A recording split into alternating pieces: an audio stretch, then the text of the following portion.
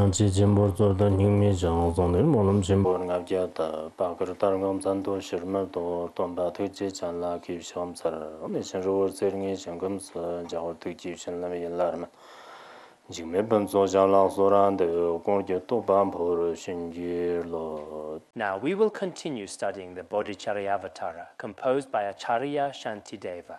The Bodhicharyavatara is taught through two topical outlines, the title of the treatise and the meaning of the treatise. Earlier, we explained the title of the treatise. The meaning of the treatise is further divided into three parts: the reason for composing, the actual content of the text, and the perfect conclusion it's taught in the three parts. The reason for composing is further divided in two parts: the actual explanation and the content, purpose, and connections of this text. Furthermore, the first topic, actual explanation, continues in three parts, and we've finished the first part. That is, the homage verse has been completed. Today we begin with the verse of the vow. What is the verse of the vow? When an author composes a treatise, in order that no adverse conditions arise and the text can reach perfect completion, the author would make a vow before composition. This is called the verse of vow. Generally speaking, whether it's the great Indian masters or the many great masters of Tibetan Buddhism, since ancient times, there has been a tradition of making vows before composition. The reasons for composing the verse of vow are twofold. The first reason is that by making a vow, wise people will not give up midway. Second, having made such a great determination, no obstacles will arise in the process. For these two reasons, they compose the verse of homage. The verse goes, "According to the scriptures, I shall now in brief describe in Shantideva's original verse." It says, "Before the Buddha, the Dharma, and the Bodhisattvas, as well as before all objects worthy of homage, he has first respectfully paid homage. After paying homage, what does he do?" Here, by relying on the scriptures taught primarily by Buddha Shakyamuni, as well as the treatises of Nagarjuna and other great Indian masters. Shantideva composed this text. What is the content of the text? The way to lead sentient beings to the Bodhisattva vows. The Bodhisattva vows, as explained below, are the vow of avoiding negative actions, the vow of undertaking positive actions, and the vow of bringing benefit to others. For all of us Mahayana practitioners, we should engage in these three trainings. Within these three trainings, all Mahayana precepts are completely included. Thus, what is the content he explains here? Relying on the scriptures and treatises of Shakyamuni Buddha and the great masters, he explains the way of entering into the Mahayana trainings below. In the commentary, it is explained thus. What is the content being explained? It is the way of entering into the Bodhisattva discipline. What exactly is the content taught in the Bodhicharyavatara? It should be the way of entering into the Mahayana Bodhisattva discipline. Many people want to study Mahayana Buddhism, but don't know how to begin. If we were to search through the vast scriptures in the entire Tripitaka, I'm afraid many of us in this degenerate age lack sufficient energy, time, and wisdom. We face considerable difficulties. Then, among what other great masters have taught, is there such an excellent treatise? We can say that it's extremely rare and difficult to find one. Therefore, Shantideva, for us later students, gathered the teachings from all Mahayana scriptures and treatises, and then composed the Bodhicharyavatara. We usually explain it this way. Generally speaking, those with sharp faculties know what content is taught upon seeing the title of the treatise.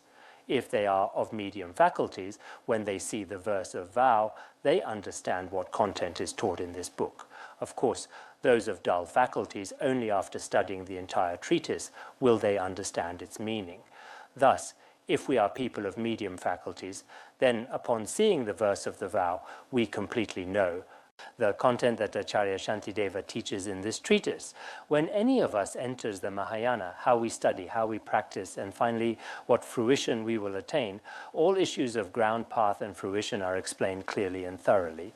The Bodhisattva discipline refers to the vow of avoiding negative actions, the vow of undertaking positive actions, and the vow of bringing benefit to others. Within these three vows, all Mahayana precepts or trainings can be completely included.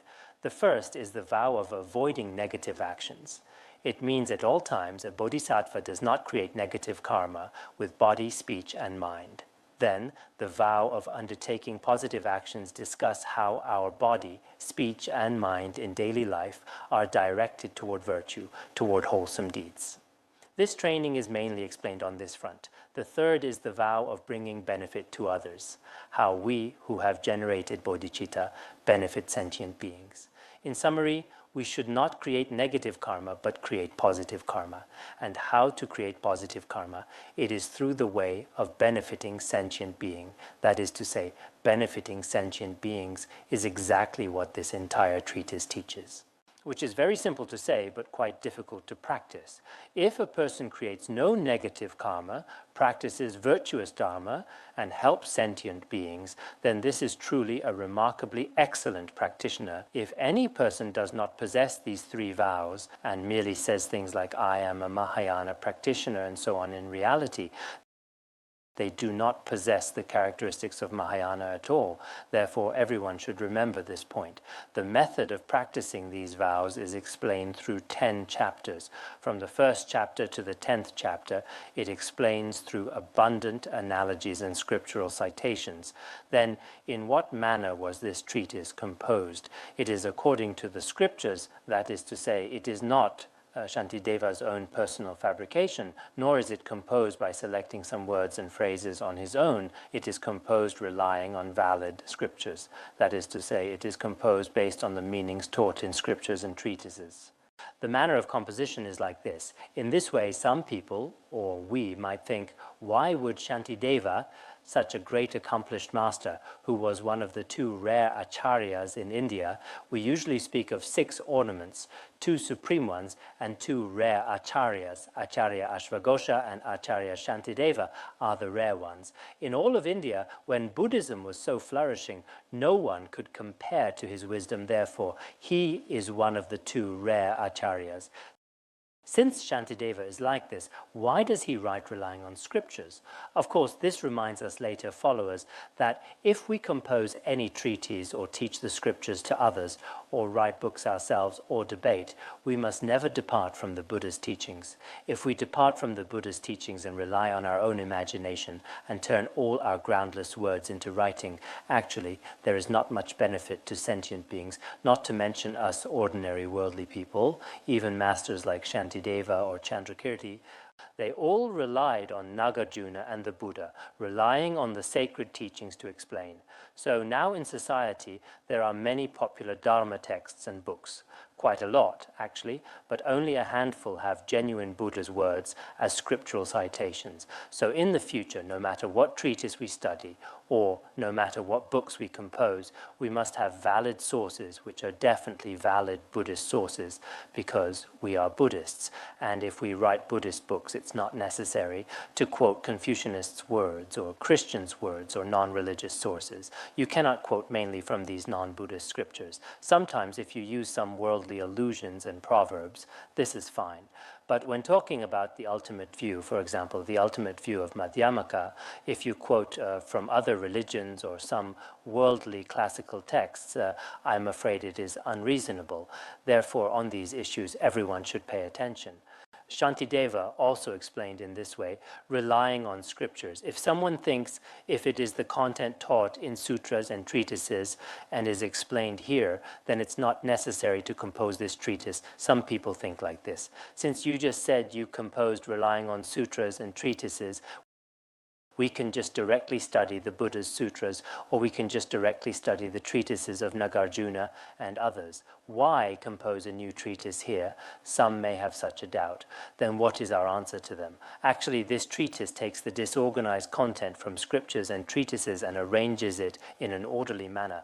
Regarding our treatises, there are several types, and this one is very necessary. If we didn't have this, everyone knows that the Buddhist sutras were taught for different and immeasurable sentient beings. Many teachings are not necessarily put together in one text. For example, this chapter says this instruction and that chapter teaches something else. Various different teachings were expounded for sentient beings of different faculties. Therefore, the Buddhist sutras do not necessarily have a clear sequence for practice. Treatises are generally divided into 4 types. The first type is treatise illustrating the stages of the path. This type of treatise unravels the stages of the path which are not clear in sutras, just like the Great Chariot, the commentary on finding rest in the nature of mind, and so on. Such books explain the stages of the path. There are those called treatises that elucidate hidden meanings. Treatises that elucidate hidden meanings are those that reveal hidden teachings. We can say all commentaries are treatises that elucidate hidden meanings. There are also practical instruction treatises, meaning treatises for actual practice. Then there are compilation treatises which compile things together. For example, Acharya Shantideva's Compendium of Trainings. The Compendium of Trainings combines over 100 scriptural citations together. This is called a compilation treatise. So generally speaking, treatises have these four types. What type of treatise does the Bodhicharyavatara belong to? It is both a compilation and a treatise teaching the stages of the path, organizing the stages that are not very clear in sutras, such as in sutras like the Samyukta Agama Sutra, the Vinaya Sutra, and so on. Where the sequence is not very clear and disorganized. It is also a treatise that elucidates hidden meanings like the Sutra of Unraveling the Intent, or the 6 treatises on Madhyamaka, and so on. These are all treatises that explain the Buddha's Prajnaparamita Sutras, which reveal hidden meanings of the Buddha.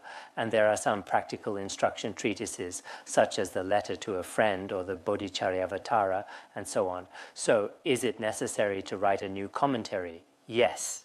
Why?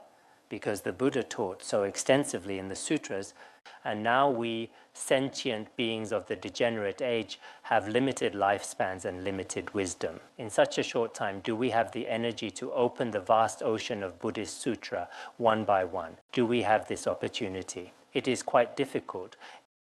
Ancient people generally did not have as many affairs as we do, but even at that time, few of them had read through all the sutras, not to mention people nowadays. Nowadays, people have many trivial matters and scattered thoughts. In this situation, is there an opportunity to complete the study of all Mahayana scriptures? There is almost none. Therefore, Shantideva composed this text for later generations. As long as we study the Bodhicharyavatara, we will have studied all Mahayana treatises.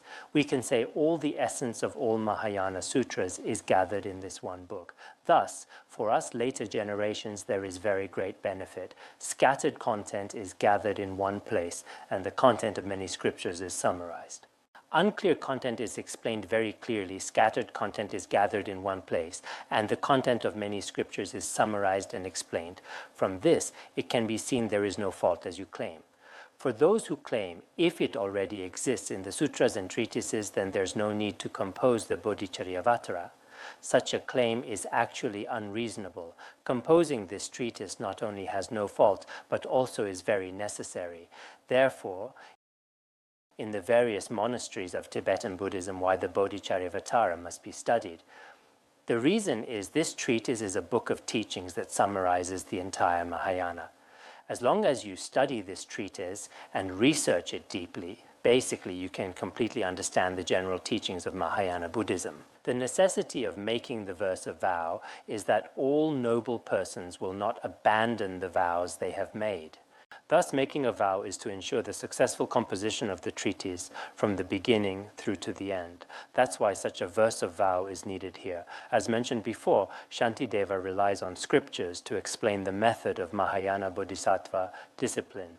Why make such a vow? Because in this world, any person who possesses excellent wisdom usually will not abandon the vows they have made, because a wise person usually does not easily agree to something. They will not promise many things, but once they make a promise, they will never change it. This is their nature. In the treatise on the 2 sets of ethics we studied, there are very excellent teachings regarding steadfast vows. Everyone should remember it very clearly. Nagarjuna composed the Staff of Wisdom, which is a treatise on practical wisdom. In this treatise, it teaches that wise people will not promise many things, but once they have made a promise, then it is like words carved in stone. Even when facing death, they will not easily abandon it. This is what Nagarjuna tells us in the Staff of Wisdom. The meaning is a person who possesses wisdom, no matter what difficulties they encounter, what adverse conditions they meet, they will not abandon the vows they have made. I think for all of us here in the future, no matter what we do, First, we cannot easily give a promise. This point is very important. Today you promise someone on this, and tomorrow you promise another person on that. In this way, whatever you do, you will have no clear direction. Once you have observed carefully and then agreed, then you cannot casually change it. Therefore, in the future, no matter what we do, we should understand that steadfast vows are extremely important. Especially this time, as we study the Bodhicharyavatara, we should often reflect. If adverse conditions might arise regarding our health, lifespan, and many other areas. If adverse conditions arise, then there is nothing we can do. But if no adverse conditions arise, we should not easily abandon our vows. Whether you live in a monastery or live outside, it is very difficult for you to encounter the Dharma. Now that you have encountered it, you must make an especially firm vow. The day before yesterday, I heard some lay practitioners from Beijing say, during the process of studying the Bodhicharyavatara this time, although we are very busy and have some difficulties and obstacles, we make a vow that no matter how many years it takes, we will definitely complete it from beginning to end. At that time, I thought these people truly have an aspiration and longing for the Dharma.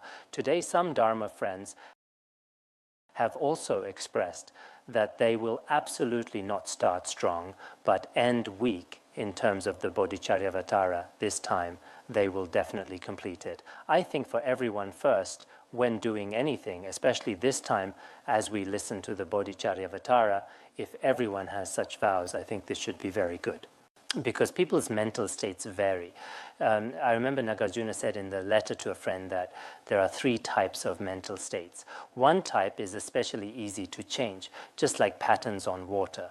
There is another mental state that is more stable, like writing in dirt. There is this kind of person. And there is another especially stable kind, like words carved in stone. Generally speaking, when studying the Dharma, our vows must be firm, just like words carved in stone. During this process, no matter what adverse conditions you encounter, you never abandon the vow of completing it. If your vow is not abandoned, it will play a leading role. In this way, you will not abandon your practice. But if you are not especially firm at first and just follow what others say, like others say the Bodhicharyavatara is very good, so I will also go listen. But while listening, it seems there is no particular feeling. Studying the Dharma is not something that you can immediately have a feeling like getting an injection. Studying the Dharma is just like attending worldly schools. If you want to obtain a university degree, then if you go to school and listen to 1 or 2 classes, can that truly perfect your wisdom? I think this is impossible. In the process of studying the Dharma, many people simply do not understand this principle. As we just explained, as we now study this treatise, everyone should first think in your hearts that you will stay true to your vows. In the commentary on the perfection of wisdom in 8,000 lines, it also says that a person with wisdom will not abandon the activity of benefiting sentient beings, even if facing danger to life. I remember there is such a line. Therefore, as we study the Bodhicharyavatara, we should study with the attitude of benefiting sentient beings. Of course, during the process of listening this time, most people are probably listening for their own benefit. Whether you are from outside or among some of us sitting here, what is our purpose for studying this treatise this time? Everyone should reflect and think about it. Is it because I want to gain some wisdom and understand some principles of the Dharma, or for the sake of health and wealth in this very life, or to be reborn in the next life as a universal monarch, or to be reborn in the celestial realms, or to not fall into lower realms? If you listen with such a purpose, then our purpose, our motivation is not very good. Some people have no motivation at all, and they just follow the crowd to listen. This kind of attitude is also improper, no purpose at all. Others listen, so you want to listen. This is also not very good. There is another kind of attitude. I listen with the purpose of studying Mahayana Buddhism, so I can help sentient beings with karmic connections as much as possible. If you have such an attitude, then among all those listening to the Bodhicharyavatara, you are the best. I hope that you all understand this point. No matter where you are, observe yourselves. What is your purpose and motivation for listening to this Dharma this time? Although I stressed this point before, we can make today the time when we make our vows. Since we haven't started to learn the first chapter, you can think about it yourselves. If no matter what happens, you will do your utmost to complete the study of this entire treatise, then you can continue listening. But if you feel it might be somewhat difficult, or thinking every day about opening the celestial eye, or becoming wealthy, or immediately getting promoted and so on, it's okay not to listen. If it's all about generating bodhicitta and benefiting sentient beings, I don't want to listen to these teachings. Not listening is also acceptable.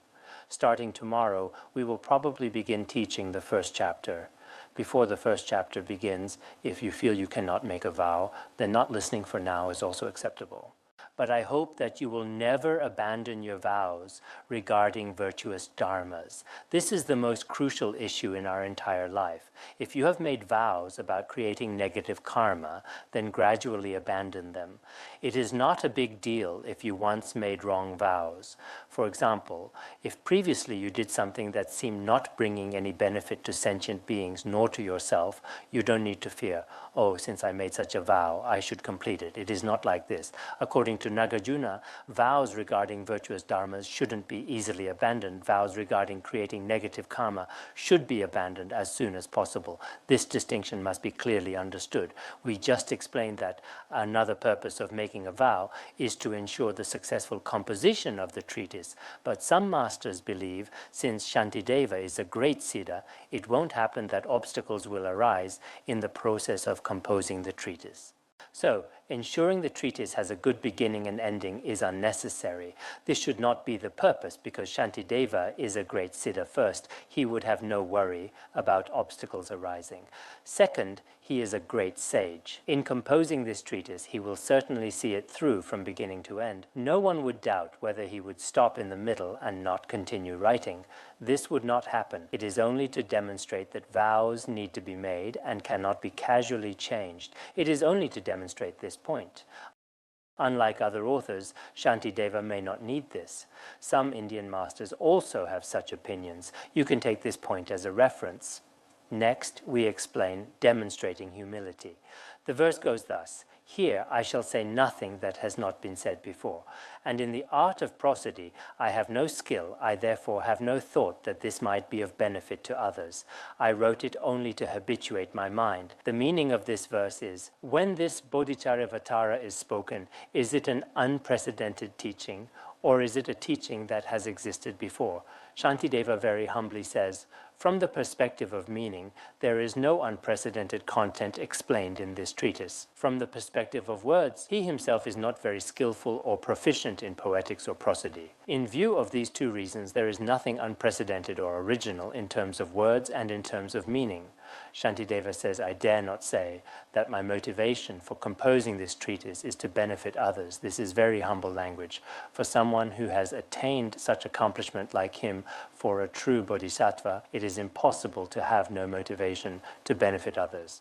By saying this, he is displaying humility before us sentient beings. If you have no mind to benefit sentient beings, your words are not good. The content has nothing special in that case. Why do you write it? He says it is to train his own mind and to cultivate bodhicitta.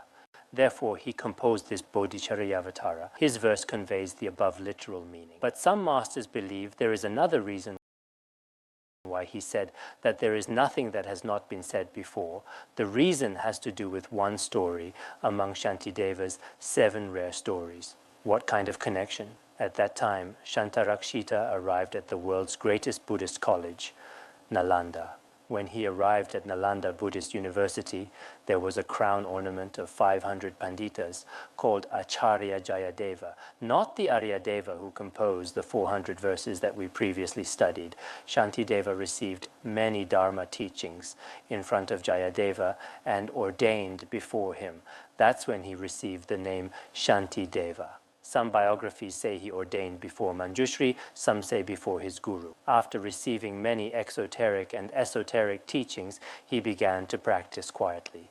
Not only did he practice, but also by relying on the content of sutras and treatises, he composed the compendium of trainings and the compendium of sutras. However, in front of people, apart from eating, sleeping, and walking every day, he appeared to do nothing else.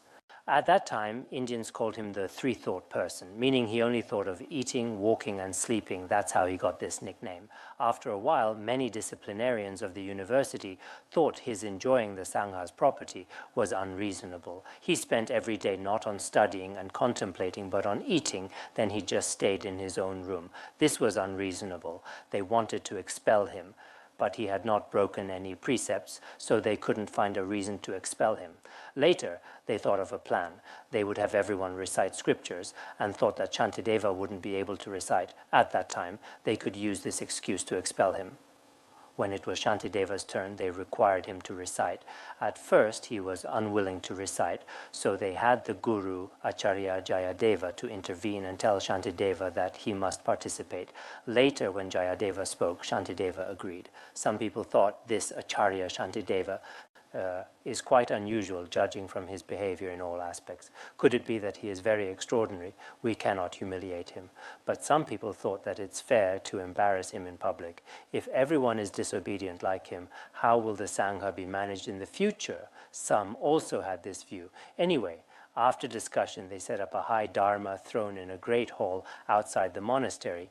Then they deliberately made this throne without stairs, making it a lofty throne without stairs. On that day, everyone gathered below that throne. It was probably during the month of miracles when they had Shantideva begin reciting. At that time, Shantideva displayed miraculous powers and sat upon the throne. When seated on the throne, he asked everyone, "Should I recite a scripture that is commonly known or a scripture never heard before?"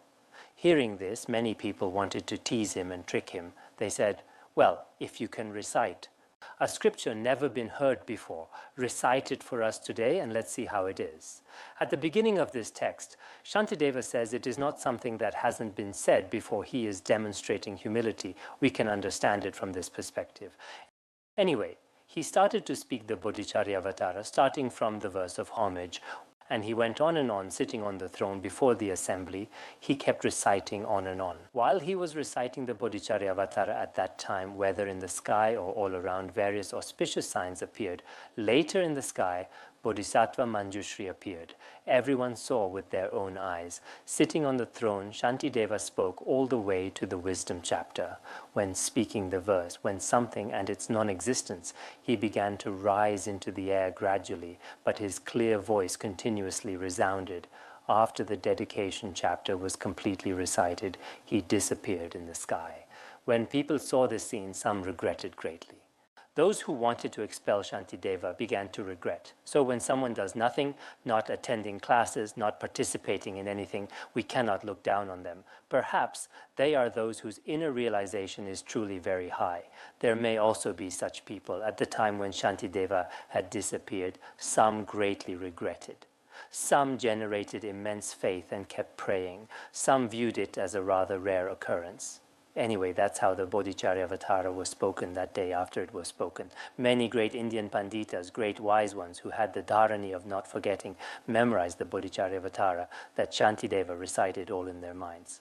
Many panditas from Kashmir at that time memorized over 1,000 verses of the Bodhicharyavatara. The panditas from eastern India memorized over 700 verses. But the accounts are somewhat different. In many historical accounts, the number of verses is somewhat different. The Panditas from eastern India memorized over 700 verses. The Panditas from central India memorized 1,000 verses. Later, they had some disputes over the number of verses of this text.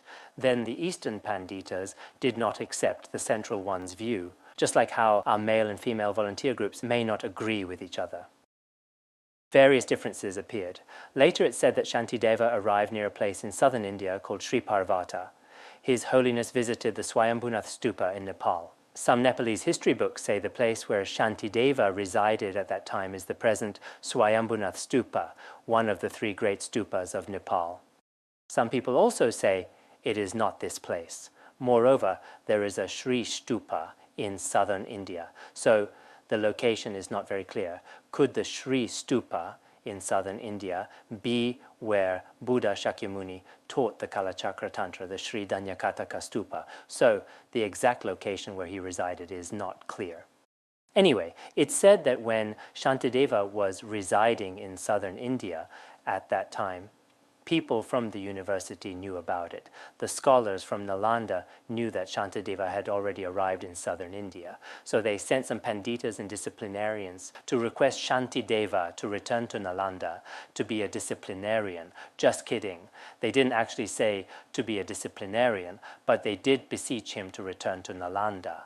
Acharya Shantideva politely declined, saying, "Were you asking me to recite scriptures in order to expel me?" Anyway, he did not go back. So they asked Shantideva, which version of the Bodhicharyavatara is correct? How many verses are there in the Bodhicharyavatara?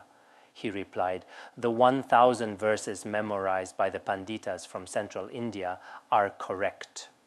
Later they said, if you don't return to Nalanda, then what should we do about parts of the text that are difficult to understand?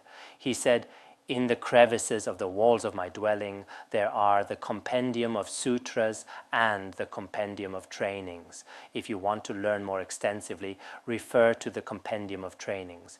If you want to learn the general meaning of the Bodhicharyavatara, you can refer to the compendium of sutras. You can refer to these two treatises for content that is difficult. So the two texts mentioned, one was the compendium of trainings and the other one was the compendium of sutras. Later, the Bodhicharyavatara was passed down because of the non-forgetting dharani of the Panditas from central India at that time. It's not like tape recorders nowadays. You press the recorder and it doesn't work, press it again and soon it breaks. After it breaks, many of us get angry, not only failing to cultivate bodhicitta, but also generating anger because of the recorder. But the Indian Pandita's memory was quite excellent. It was also the case for the 3 councils of compiling Buddha Shakyamuni's Dharma. Many Panditas of that time completely memorized everything. They memorized these scriptures and later put them into writing. We learned about this in some treatises we studied before. We're going to the next verse.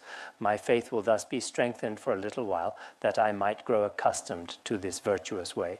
But others who now chance upon my words may profit also, equal to myself in fortune. So, if there is no benefit to sentient beings, why would you compose this treatise? Shantideva says, following the ways of this treatise, if I practice virtuous dharma, my faith in the Buddha Dharma and my faith in the 3 jewels will temporarily be increased. At the same time, those people who have the same good karmic connection as me, if they see this treatise in the future, may also receive some help. This is how the verse is explained. Let's read the commentary below. Any content that has never appeared in Buddhist scriptures and so on is not taught at all in this treatise. The content in this scripture is the compilation of the Buddha's teaching. Unprecedented rhetoric, poetry, and prosody. I, Shantideva, am also not proficient in them. Of course, on this point, he is very humble, saying he is not proficient in poetry and some rhetoric. Because we will know that in the Bodhicharyavatara there are many wonderful analogies and many profound teachings and words. These are explained very clearly. But why does he say this here? Genuine Buddhist teachings do not necessarily need to be adorned with flowery language. This is not very important. Excellent wording in scriptures can be seen in the history of Buddhism. For example, the biography of Shakyamuni Buddha, such as the Jatakamala in 34 stories, composed by Acharya Ashvaghosha, and also the wish-fulfilling vine, composed by King Kshemendra. In Tibetan Buddhism, there are also texts like the dance in the lotus garden, composed by Patrul Rinpoche, and so on. In the past, in Han Buddhism, there were also masters like Master Hanshan, Master Yunki Juhong, and others who could compose beautiful words and phrases.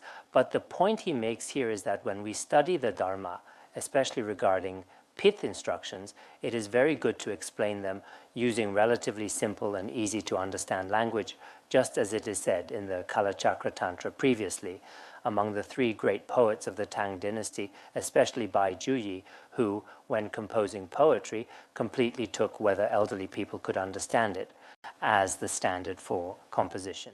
Therefore, when we study treatises, sometimes we don't necessarily need particularly excellent writing. For some individuals, literary talent is needed, but genuine pith instructions don't need to be embellished with eloquent wording.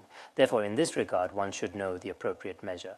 So here he says, in view of these two reasons, I did not compose this treatise for the benefit of others. Here it is stated very clearly and very humbly that because in terms of content there is nothing unprecedented, and in terms of wording there is nothing special, so I dare not say that it benefits sentient beings. Then why? It is for my own mind stream, to habituate myself to bodhicitta. I composed this treatise. He wanted to practice this himself. Therefore, our daily habituation and practice. Bhutan Rinpoche seems to have said that in Sanskrit, habituation and practice have the same meaning. Therefore, in hearing, contemplation, and meditation, the so-called meditation is to constantly habituate these principles in one's mind. Previously, there was an Indian acharya called Dharma Mitra. Dharma Mitra said this, when we continuously align our minds to the Dharma and when we continuously habituate ourselves with it, that is called practice. Therefore, in daily life, whether we practice bodhicitta in the morning or we practice faith and visualize Buddha Shakyamuni, we should avoid distracting thoughts to arise, continuously thinking, I want to benefit sentient beings, or all sentient beings have been my parents. No matter how others harm me, I must practice patience. If we think like this continuous mental state is called practice, then is studying this treatise composed by Shantideva a kind of practice? It is a practice. I also explained yesterday that practice has two types. One is analytical meditation, and one is stabilizing meditation. So, is it a practice when we listen to teachings and attend tutoring sessions every day? Yes, it should be a practice. Some people say, I don't listen to teachings now. I want to practice. This is ignorant. Why? Because you haven't understood what practice is. Oh, listening to teachings won't work, study groups won't work, composing treatises won't work. I just want to practice single-pointedly. The so-called practice doesn't mean you must close your eyes and sit in the 7-point posture of Vairochana. Practice has two types. If you speak from the perspective of stabilizing meditation, that is acceptable. But from the perspective of analytical meditation, when we align our ordinary minds with the teachings every day, this is practice. We should acknowledge this. Therefore, as long as you listen to your guru's teachings with concentration, even when you're riding in a vehicle, you are actually practicing. On the surface. It seems like you are in the midst of people coming and going, riding in a vehicle, but actually you are practicing. But if your mind is not concentrated, even if you're in some dark cave or in some kind of room with your door shut every day, but you keep having wandering thoughts, is this considered practice? Definitely not. I think, for example, if a person has great faith in the Dharma, although they are very busy, while walking they listen to Dharma teachings, then this is truly practice. On the other hand, a person who has all the doors closed then sits at home in Vajra posture, but their minds keep having wandering thoughts. That person owes me so much money. I have an enemy. When I have the chance, I'm going to fight with him, and so on. If you meditate while thinking like this, is this practice? No, definitely not. Therefore, practice cannot be seen from the surface. You should know whether you have practiced or not. So, when Acharya Shantideva composed this Bodhicharyavatara, he was actually practicing. We should understood this. If that is so, then knowing it yourself would be sufficient. What's the purpose of composing a treatise? It is to practice the virtuous dharma of bodhicitta, one states in the treatise according to one's understandings. In different treatises, there are different statements. This can also temporarily make one's own faith grow increasingly.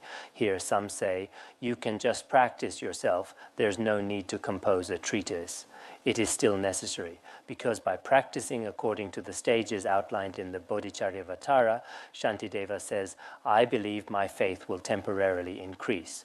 So, the direct meaning is his faith will increase temporarily. But ultimately, this treatise will definitely benefit sentient beings.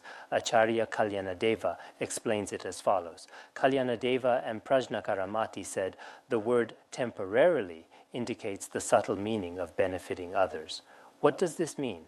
It means if I practice according to the Bodhicharyavatara, my mind will accord with virtuous dharma, so temporarily my own faith will increasingly grow. What is the ultimate purpose? Ultimately, it will definitely benefit sentient beings.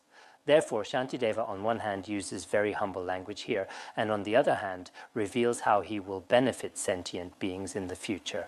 This is a confirmation of his self-confidence. Everyone should be clear about this. Why does Shantideva say that? Perhaps those who have the same karmic connection with me, the same disposition, who earnestly seek the Bodhisattva path and are upright in mind, if those students see this content, they may gain benefits, such as increasing bodhicitta. At the end here, why does Shantideva mention this? In case, or suppose there are some people like me. His Holiness Jigme Phuntsok once said that it's difficult to be truly the same as Shantideva, because as explained in the Wisdom chapter, he embraced all sentient beings with realization of the correct view as vast as space. To be exactly the same as him is quite difficult. He speaks very humbly here, saying, suppose there are some who are equal to me, who have great faith in bodhicitta and are very upright in mind, they may be able to gain some benefit from the text. At that time, he explained in this tone. It's not like some people nowadays. If you read this treatise, it will be 100% beneficial to you with absolutely no side effects. What I teach is the best. What I write is the best, and so on. They advertise in this way. Shantideva is not like this. Shantideva was very humble, saying, perhaps there may be the benefit of increasing bodhicitta. Such humble words enable everyone to understand that the author has no pride. This is a very important matter, because the author's purpose is to destroy worldly people's pride. We also know that Shantideva's wisdom, realization, and all aspects are so extraordinary, but he did not reveal this before sentient beings. What are the two greatest obstacles to studying the Dharma? One is pride. If you have pride, it is just like what the ancient saying goes, on the hilltop of pride, the waters of virtue will not remain. The waters of virtue will not be retained. So, if pride arises in one's mind stream, then from that point on, one cannot see others' qualities, and one already has a sense of satisfaction with one's own learning. When we study the Bodhicharyavatara this time, some people may feel there is nothing they don't understand, and they are unwilling to discuss with others or help guide others. This kind of situation is probably not very good. With such an attitude, you may think, I'm very impressive, I have a doctoral degree, I have a graduate degree. Yesterday, I looked at your registrations, and there are quite a portion who have high diplomas. But I'm not particularly amazed. Why? Although you may be outstanding in some fields of study, some courses or some specialties, you may have excellence in some research, but in terms of studying Mahayana Buddhism, you may be a beginner. If you are self-righteous and are unwilling to exchange Buddhist knowledge with others, then will there be great benefit after studying? It is quite difficult. On the other hand, some people cannot be too fragile. Being too fragile is also unreasonable. So in Buddhist learning, on one hand, you shouldn't have pride, and on the other, you shouldn't be too fragile. Thinking yourself as weak is a laziness of self-deprecation. I probably can't study this. I won't understand even after studying. It's unreasonable to harbor this kind of mentality. So on one hand, we shouldn't be arrogant. If you're arrogant, let's see if you can memorize all the verses of the Bodhicharyavatara. If you can memorize all the verses of the Bodhicharyavatara, see if you can memorize all the verses of the 5 great treatises. If you can memorize the entire commentary on the Bodhicharyavatara, you have something to be proud of because you're very impressive. But if you just read the text, any person who recognizes Chinese characters can read them. Any person who recognizes Tibetan can read the original text. But it doesn't mean they've understood it. The other day, I saw some Dharma friends here who had heard this teaching from me several times, and also from other Dharma teachers as well. Some people have probably heard it 6 or 7 times, but they are still willing to study before Dharma friends who are junior to them. We should learn from their spirit and be willing to learn before other people. Don't pretend to understand when you don't, thinking you're very impressive, when actually you can't even explain basic knowledge. If you think highly of yourselves because of your worldly education, this is a great obstacle in studying Buddhism.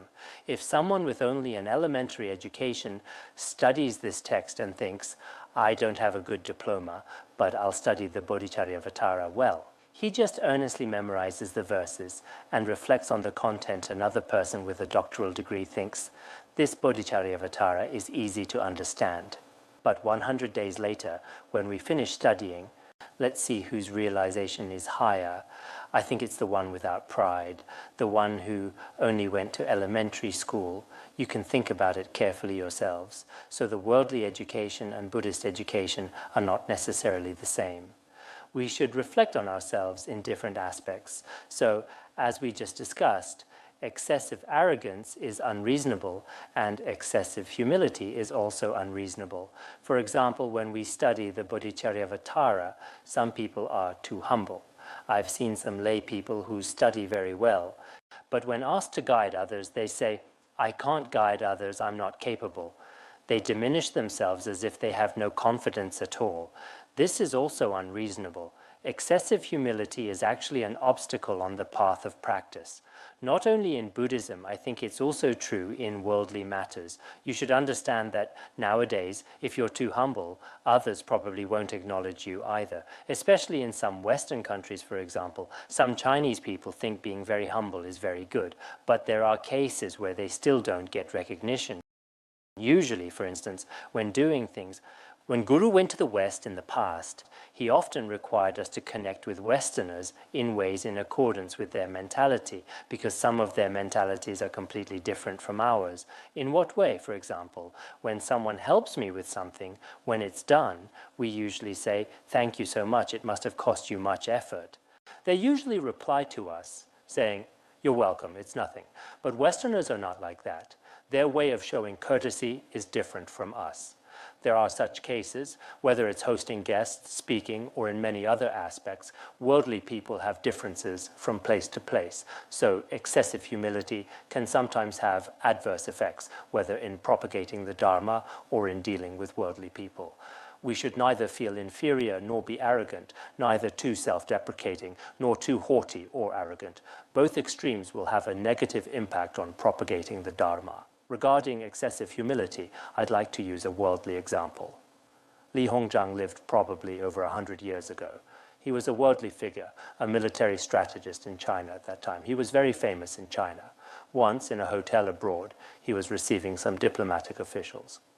During the reception, he was very polite. He said very courteously, today, due to time constraints, the hospitality is quite inadequate. I've simply prepared plain tea and simple food. I hope everyone will understand. After he said this, because he was quite famous, his words were later published in the newspaper. After it was published, the next day, the restaurant owner specifically sued Li Hongzhang. He said, you Chinese, you can criticize yourself, that's fine, no problem. But why do you say that what I made is plain tea and simple food? By saying those words, Li didn't actually mean it at all. So sometimes I think excessive humility can turn out to be negative. I heard it was a few years ago, it should be a few years ago, there was a Professor Jin in Beijing. He, along with another celebrity and some important figures, went to Russia. One of the celebrities among them was quite beautiful, and she was also very well dressed. Then a foreigner said, Miss, you are very beautiful, and your clothing and accessories are very tasteful. At that time, this Chinese celebrity, whose name I won't mention, the Chinese celebrity said, you flatter me. Actually, I'm not beautiful and I don't know how to dress. She said this. At that time later, that foreigner was very displeased. He later said to Professor Jin, that celebrity is very strange. Don't I have the ability to discern or the taste to appreciate?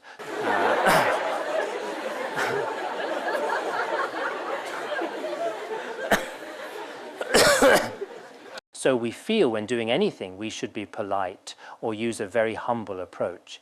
Generally, in Western countries, for example, if they say, you dress very beautifully, you must reply to them, yeah, yes, beautiful. You know, my clothes are very nice, and so on. You should affirm yourself. If you don't say this, but say, I just threw this on randomly, I dressed very poorly, then the other person will immediately be displeased. Why? They think, when I compliment you, I have a sense of taste. I have the ability to discern. It's not a random judgment. Don't I even have the taste to appreciate beauty? So in different places, people's habits and traditions are all different. Sometimes I think Acharya Shantideva said things like, I have no thought of benefiting others. This might be an Indian tradition. According to Tibetan tradition, when a master says, I have no thought of benefiting beings, I teach very poorly. If they say this, everyone might feel the Venerable One is being humble, not that he truly has no thought of benefiting beings. There won't be such a misunderstanding. In the past, His Holiness Jigme Phuntsok Rinpoche also often spoke very humbly. I'm not the incarnation of Lerab Lingpa. I don't have the ability to propagate Dharma and benefit beings. He would often say this in class. But in some different places, perhaps in Western countries, if you say the same words, I don't have the ability to benefit beings, I'm not qualified to teach, then they may immediately say to you, if you're not qualified, then come down the stage. They may say this. So the traditions of each place are completely different. So I think when we propagate the Dharma and benefiting beings in the future, we should both observe the environment and observe people's mentality. Different places have different habits and cultural differences and different sensibilities. For some people, our words not only move our own hearts, but also have a certain impact on others. In this way, whether we're teaching the scriptures or propagating Dharma and benefiting beings, we cannot be too humble, nor can we be excessively arrogant. So usually when I ask you to guide others, ask to participate in oral texts, you shouldn't be too self-deprecating. That's not good.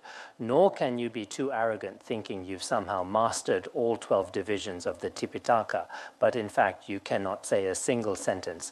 That's also not very good. This also indicates that if there are faults, the author requests forgiveness. Now, the second part, explaining the content, purpose, and connections of this text, which has 3 sections. 1, their individual explanation. 2, why explain them. And 3, how they are connected. In terms of their individual explanation, the content of this treatise covers the complete and flawless Mahayana disposition, path, and fruition, represented by the line, the practice of the Bodhisattva discipline. Here, disposition means the ground in ground path and fruition. Of course, this mainly refers to all the trainings of the Bodhisattva. The purpose is to understand the trainings of the Bodhisattva through this treatise. There are 4 factors of composing a treatise. First is the content of the text. Here, it is the 3 trainings mentioned earlier. Then what is the purpose of composing this treatise? It is to master all the trainings of bodhisattvas. This is our purpose in studying this treatise. Purpose and objective have the same meaning. To master the trainings depends on the treatise, which is the connection.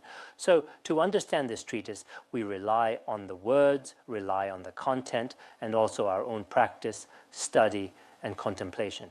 These are all interconnected. Practicing the meaning and thereby attaining fruition is the ultimate purpose. This is the ultimate objective. What does this mean? It means the final objective we can achieve by learning this treatise. Through studying the Bodhicharyavatara, we completely understand the meaning of the text, and eventually we attain the noble fruit of Mahayana. This is the ultimate purpose. In terms of why they are explained, it is because by knowing the content of the treatise, the purpose and so forth, wise ones will then study and practice deeply. Only after first knowing its purpose do people with wisdom begin to enter. For us this time as well, having seen some of the content of the Bodhicharyavatara before, you all sign up and participate in studying this text actively. This is the kind of choice that wise people make. Now, in terms of how are they connected, in the commentary on the difficult points of the Bodhicharyavatara, it says the purpose and so forth of this treatise are actually indicated in the title of the treatise. That is, the title Bodhicharyavatara reveals them. Acharya Kalyanadeva said, the practice of the Bodhisattva discipline is the content. Benefiting self and others is the purpose. The treatise and the purpose have the relationship of means and what arises from means. This is the connection. We'll stop here for today.